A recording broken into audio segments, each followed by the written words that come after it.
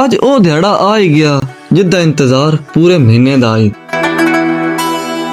अस्सलाम वालेकुम बाबे दे सुनाओ केड़े रंगा चो उम्मीद है तुसी तकड़े होसोगे। खैर मैं निशा दी नमाज तो बाद जनाब कल आ गई कि मुसाफिर जल्दी आ जिथा किथा भी है उपर देग वाली साइड देग बनदी पई अज ही खत्म अपनी मसीती तो जल्दी हो। मैं जनाब हुक्के दी वारी उत्तों लैन लग पियो देग बनदी पई आई हुक्के ने झट चंगा फेरा दिता। उस तो बाद जनाब नाई साहब होरी देग बनाउण लग पे। इतनी तसल्ली दी देग कि आज तक मेरे जाल विच भी नहीं बनी जितनी आज साडी नाई है जनाब साडे खत्म वास्ता ये देग तैयार कीती है। खैर इस महफिल दा आगाज हो गया। आज महफिल किस मकसद वास्ते हो रही है तो क्यों हो रही है? आज जनाब अल्हम्दुलिल्लाह साडी मस्जिद दे विच नमाज तरावी दे अंदर कुरान मजीद मुकम्मल हो गया।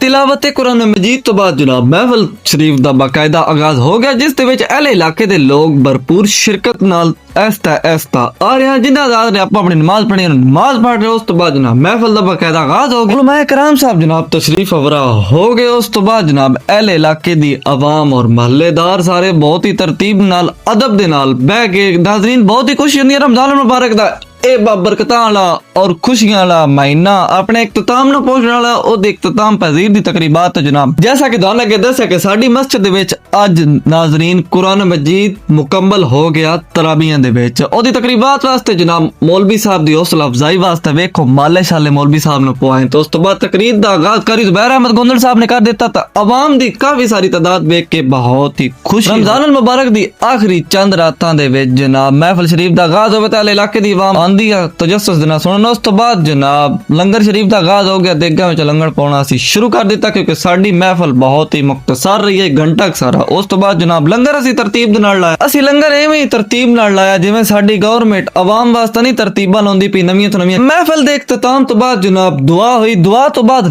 लंगर होया। लंगर अवाम इतना इत्तफाक और इतनी मुहब्बत दे नाल बैठ के ग्रुपां दे विच चौकियां दे विच खादा के दिल ही खुश हो गया।